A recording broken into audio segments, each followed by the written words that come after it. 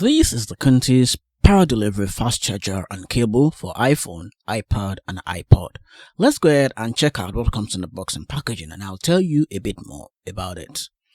All around the box you see basic information about the Quntis Power Delivery Fast Charger and cable, the power delivery capacity it can give to your devices, and some basic information about usage of the fast charger and cable. That's pretty much all that you see around the box and packaging. And you can see it's fully labeled on it. It supports the iPhone, iPad and iPod.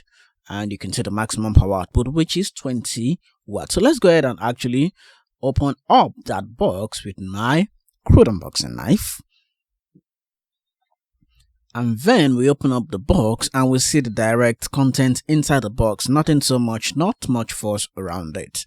You see the USB-C to Lightning cable, which also supports data transfer, and then finally you see the 20-watt charger which powers up the device.